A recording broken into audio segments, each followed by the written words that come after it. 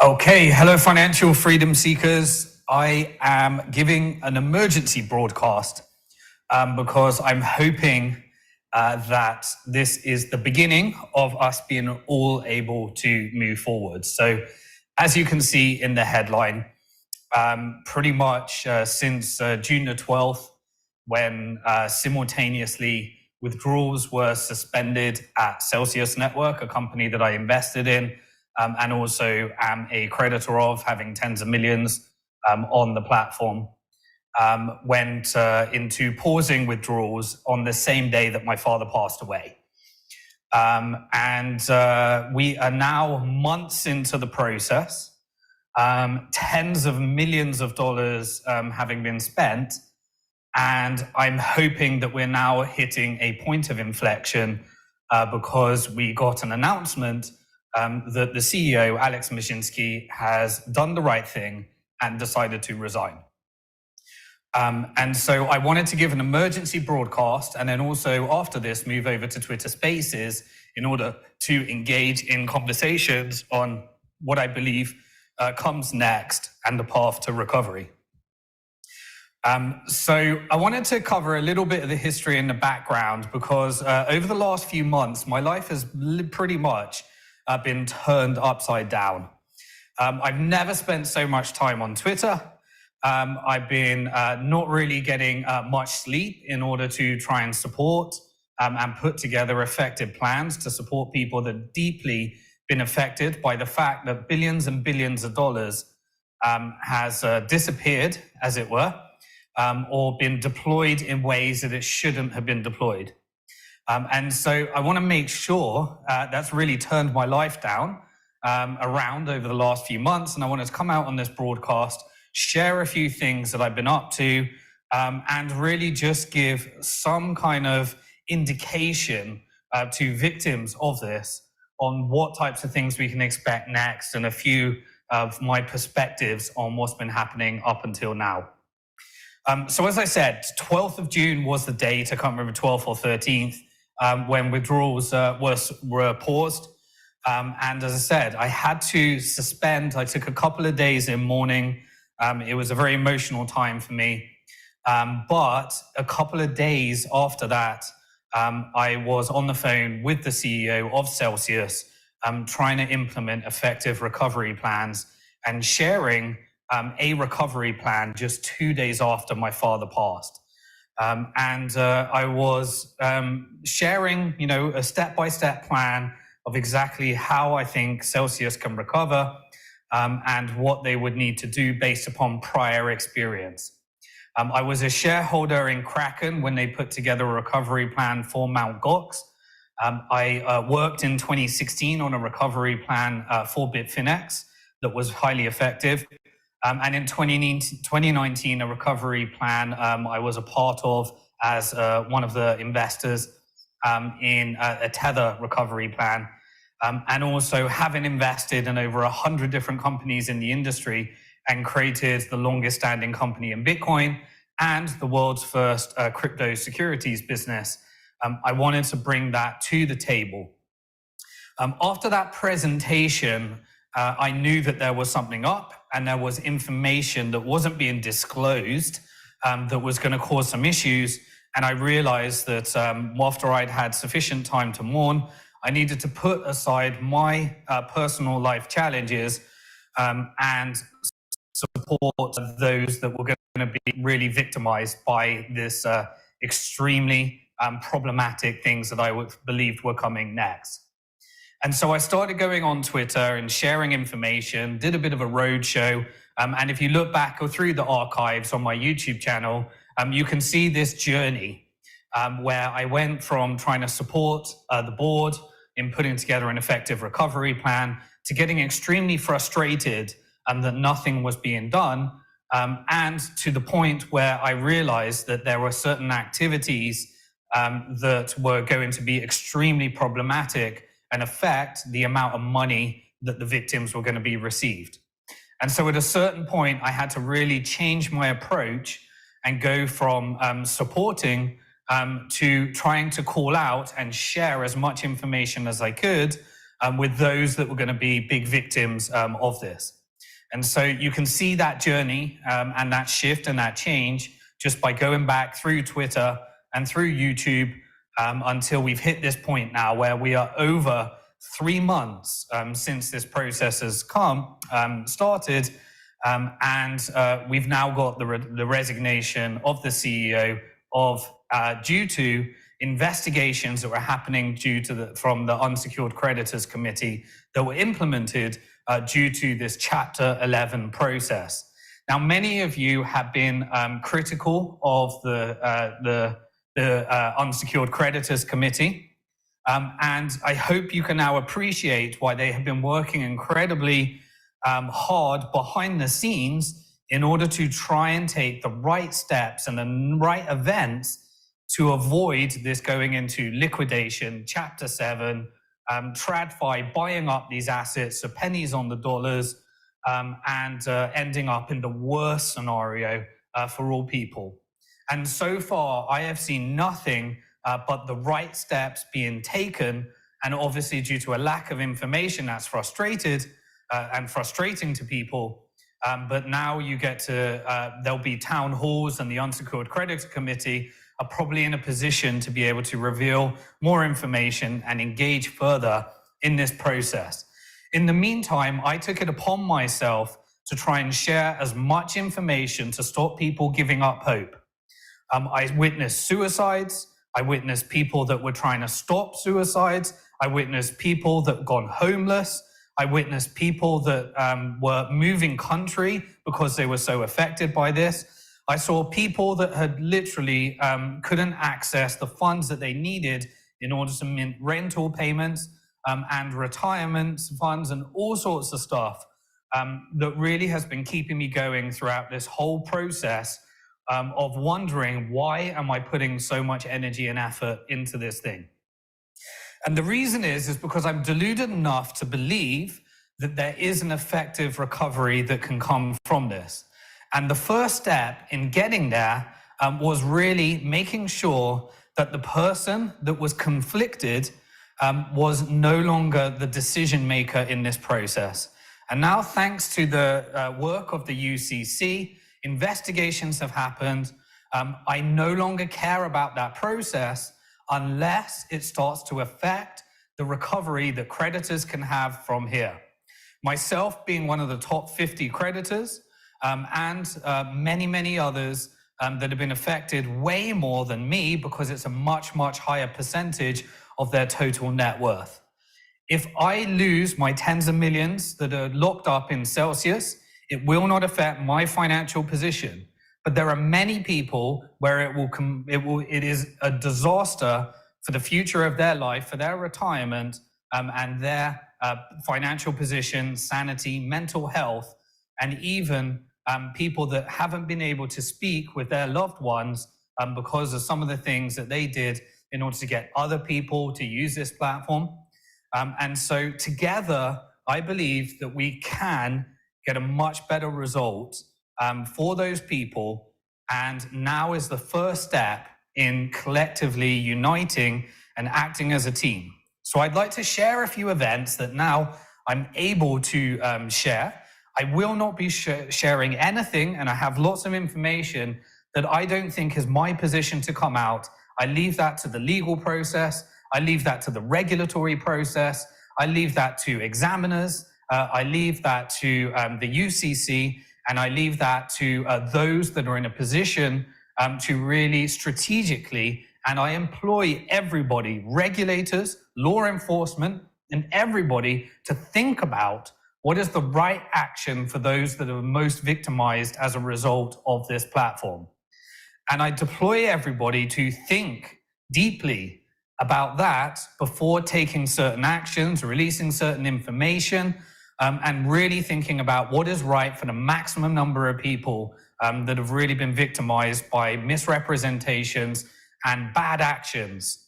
And so it's not my position to do that, because my time is now best spent working on what I do and what I live for after 2 decades of really trying to understand the financial markets inside out, obsessively, day and night, to put together an effective recovery plan that combines the best of traditional finance and crypto and Bitcoin finance as well.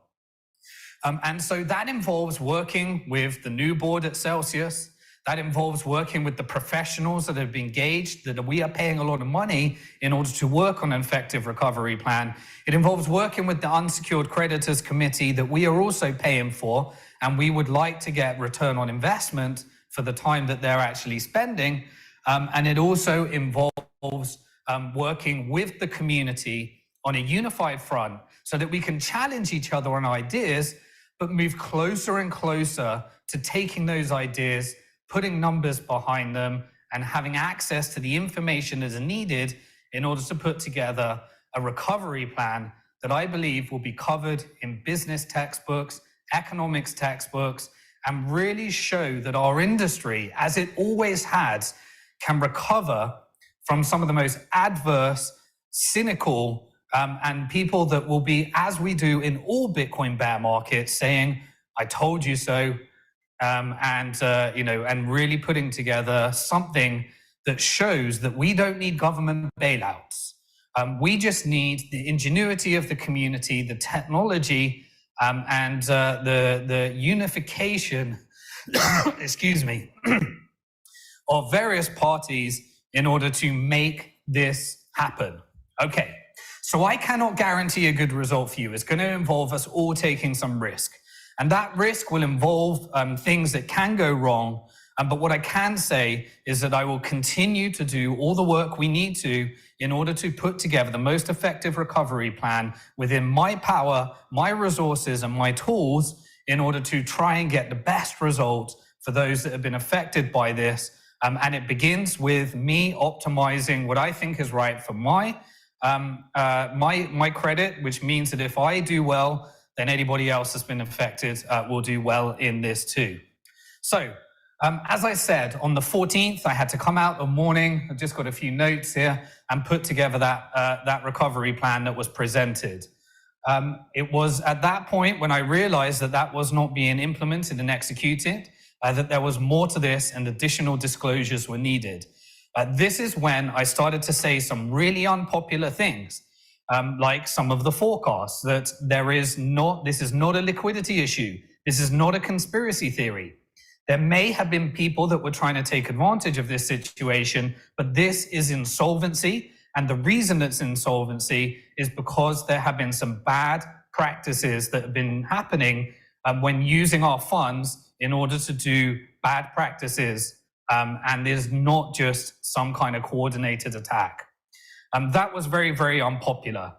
But then I said that the only way you will get access to that information is if we go into bankruptcy in Chapter 11, and I got attacked, and I got lots of people that really didn't like that, and then it moved into Chapter 11, and then information was revealed that it is in fact insolvent rather than illiquid. Okay, so then we moved on. I then also gave another forecast which turned out to not be true.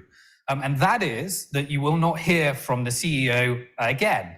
I believed that because I thought that Alex would follow the advice of his lawyers, but it turned out that he came on not to apologize, but to attack myself, somebody he lied to, he stole from, and asked me to get more and more of the funds when he knew there was a hole to invest in this platform from our clients' retirement money.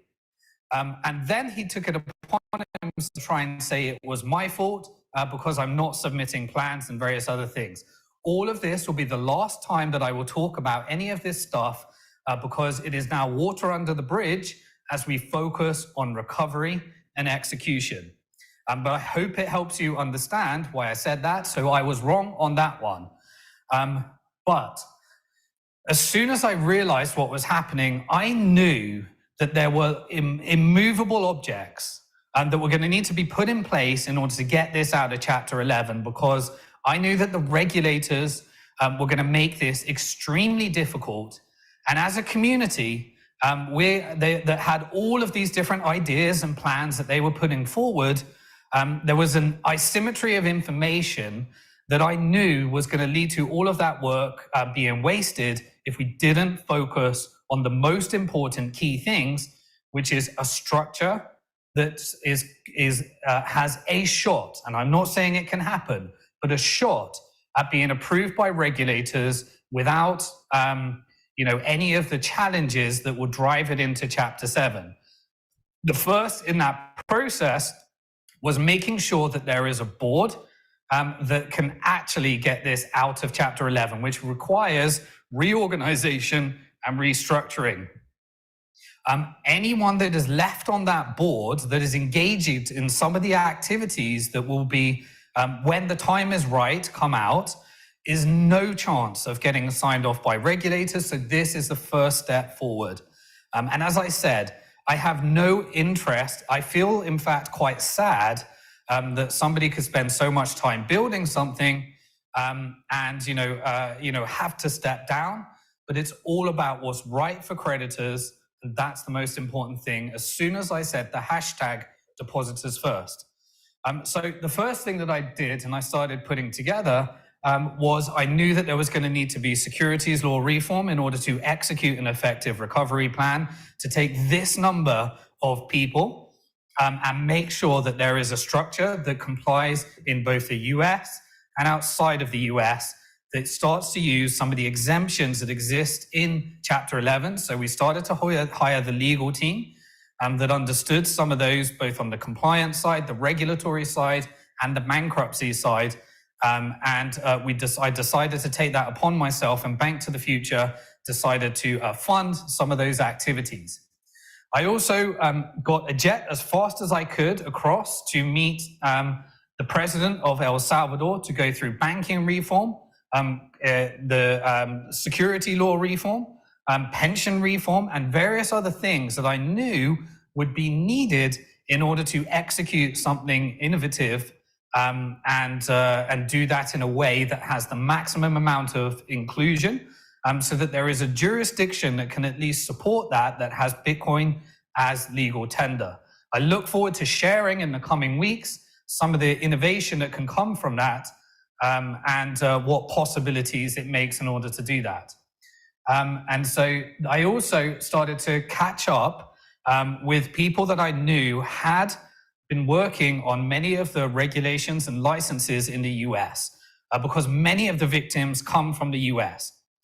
That is when I took, I had somebody that I met back in 2016, Sean Owen from Salt Lending, reached out to me to say, how can we support in this process?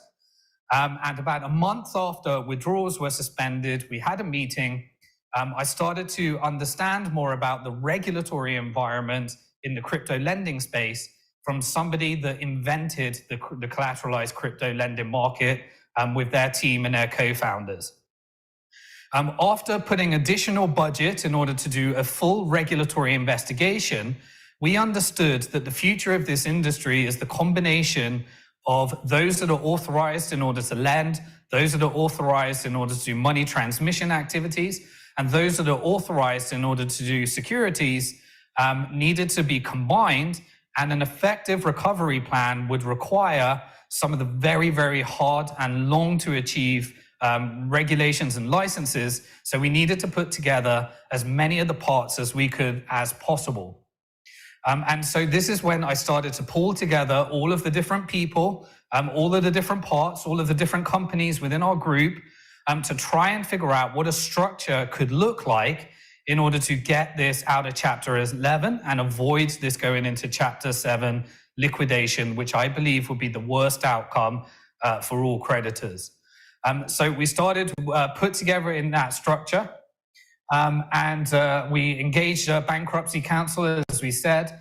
And on the 2nd of September, we announced a letter of intent that Bank to the Future and Salt Lending will be, and Bank to the Future will be acquiring Salt Lending in order to have a shot at putting together this model based upon the fact that we were the world's first crypto securities business, and they were the first crypto lending business, and have been working for years and years and years on working with regulators and trying to secure the additional licenses, and really not being able to compete with some of the unsustainable ways that the Celsius business model was put together, subsidizing, new investors' yield, or old investors' yield, with new investors that were coming into the platform.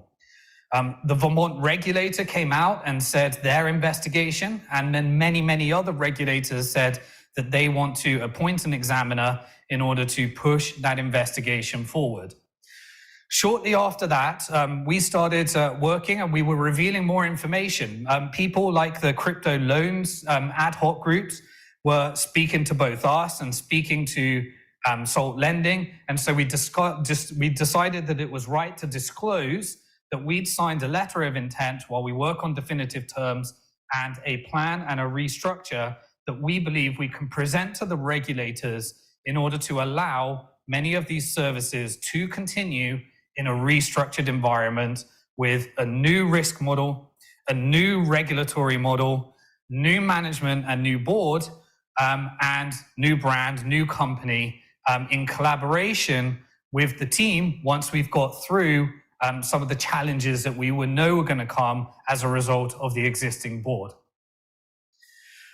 It was at that time when that strategically a plan was leaked on how to do this without any of the regulatory requirements that are needed in order to make that happen.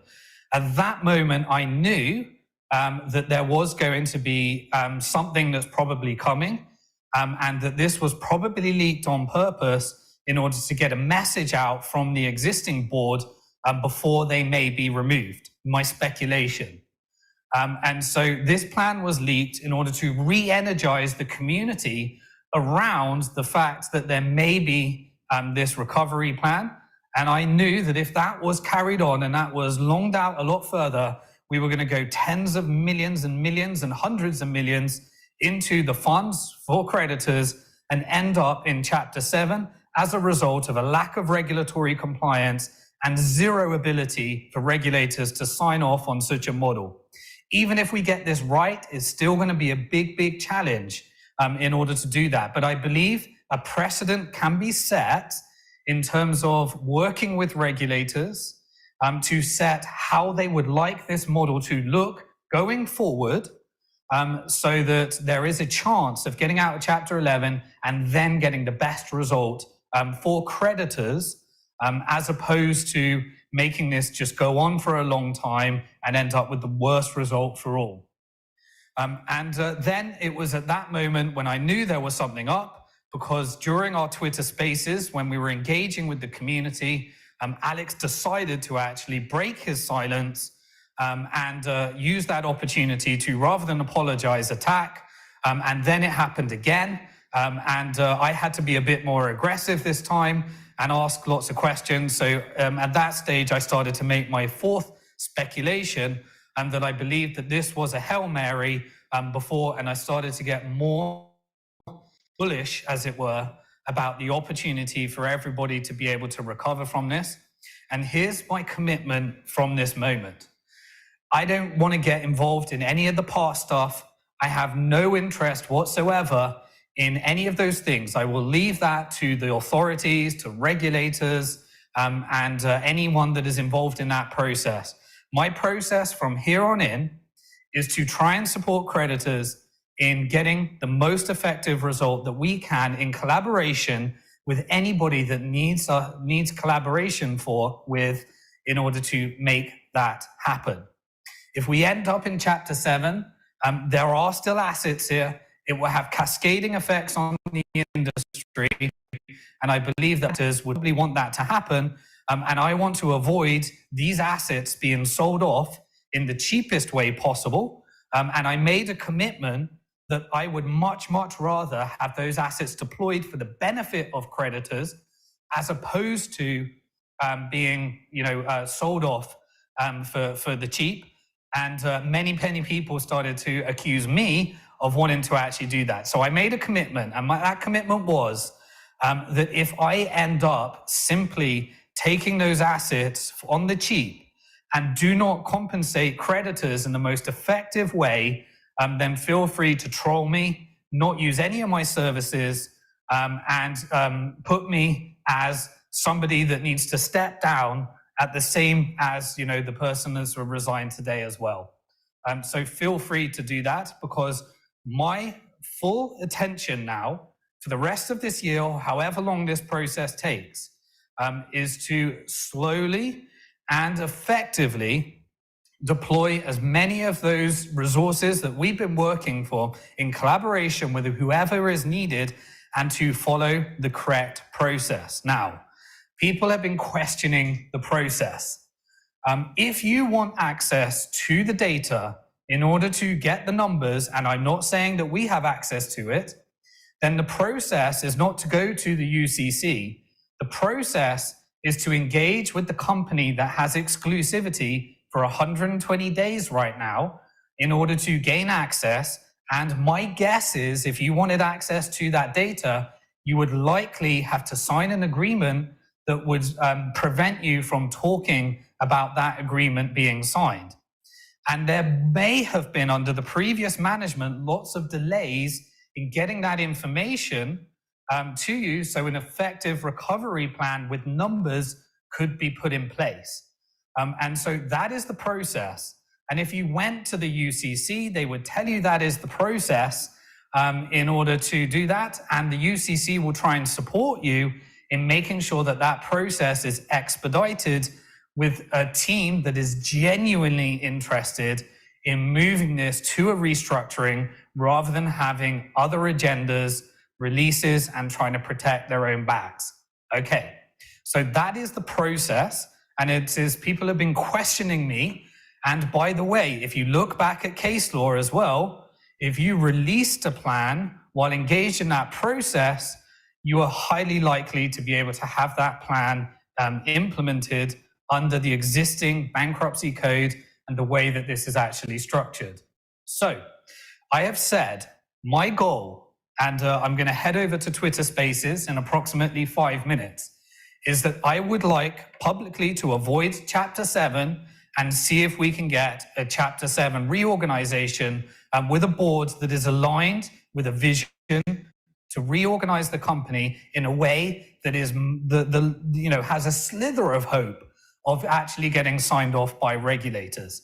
The outcome of that is really dependent upon regulators, and I deploy and appeal to regulators in order to really think about what is the best result for creditors, and how can we set a precedent that is a model that you're happy to sign off on.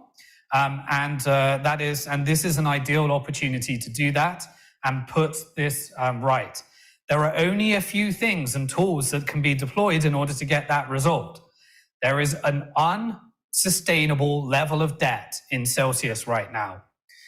IOU tokens are a mechanism that was presented in my original plan to the board, but they have to be structured in the right way, using a combination of real assets and equity.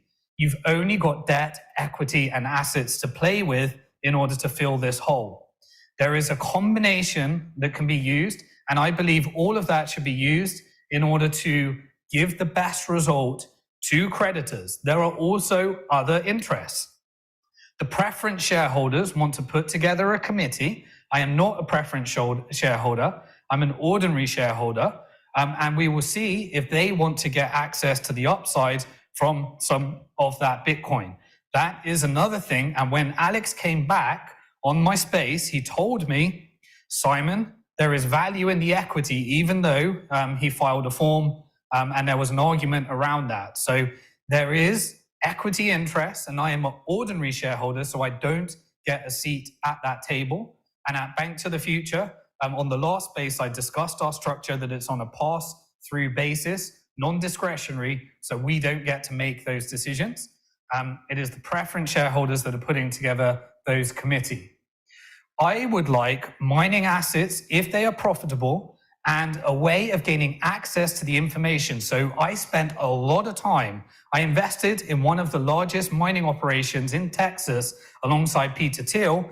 And in 2014, we put together Bitcoin mining-backed securities that allowed our investors to earn Bitcoin on a daily basis. It could be a weekly basis as a result of being deployed in mining. I believe this is something we've already done before, and if the economics are right, that could be something that benefits creditors, as well as other ideas that the community are putting forward as well of how to get the equity value from that as well. There's several court cases that need to happen until those can be resolved. There is also staking assets that can be deployed. There are IOU securities, and they need to be deployed in compliance with securities laws in order to get signed off. There is equity, and as long as earn, lend, custody can be deployed in ways that regulators are happy with, then there is the opportunity to try and create some valuable equity in order to put together a structure that works. Remember, the unsecured creditors committee are there and we are paying for them, and they have been working hard in order to get the right board structure that is more conducive to a restructuring in the interest of creditors. There is also these preferential shareholder committees that will be determined, and the strategies prior to this were all around, in my opinion, burning money, exhausting people, and putting ourselves in a position where we're all playing off against each other, whether it be token holders, equity holders, custody, loan holders, in a game theory where the Nash equilibrium is the worst result for all. I look forward now to seeing if we can get ourselves in a more unified way than we've ever been in order to try and get that best result. At the same time, I will remain skeptical. So although I won't be talking about what Alex is doing, if it does not affect the creditors' results, if it turns out that him as a shareholder does affect the creditors' results, then I will take it upon myself to try and reveal the information within the confines of the law and the process that supports that. And so I'm not going to talk about it unless it affects about creditors' result, because here on in, it's about effective recovery plans and what is the best for creditors in order to get that result. What else have I got here? As I said, there's still shareholders, and Alex has insisted that those shares are valuable at the dilution of creditors, so we need to understand what that is. I've already disclosed all my positions already on that side. Now remember, throughout this whole process, by having an effective board working with the unsecured creditors committee on the same time frame, Voyager has managed to almost get to the end of this process. And although I don't know all the details and there is certain non-public information that I can't talk about, I have revealed some of the numbers based upon public information in Twitter today, and they are almost at the end of the process, and there's a few optimizations that I would suggest in order to make creditors whole, and more information will be revealed. But you can see the difference in what can happen when you have a more unified and collaborative process in order to put creditors first and get through these reorganizations and Chapter 11 processes. You can see in Celsius that we're pretty much at square one now and starting from the beginning, but we are where we are. So now let's move forward, onwards and upwards. We know a lot more, and we have a community committed to, I've never seen a community more dedicated to putting together different ideas and different things. And I think that it's a real testament to what was built, that so many people with self-interest in their own credits can come together and use financial technology. And we need to make sure that the best of what we're coming up with is utilized in order to get through this uphill battle, this impossible mission. But I have been through many impossible missions in my time. Bitcoin was an impossible mission for people in a room, and everybody said we would fail. Bitfinex was an impossible mission. Many, many impossible missions have happened when you get the right combination of the will, the desire, the incentives, the regulatory structures, and everything that's needed in order to get through this process. So with that in mind, I thank you for bearing with some of the pains and some of the challenges. I'm sure we've got many more to come. But for the rest of this time, let's focus on what we've got to do to move forward. And I'm hoping that this is the beginning of the process. that if Alex has stepped down and done what's right for the community, that won't become an issue through other means, and that this is genuinely a step in the right direction for everybody to heal, for everybody to try and get the best recovery that they get, and to always remember that we are alive at one of the most interesting and exciting times in financial history.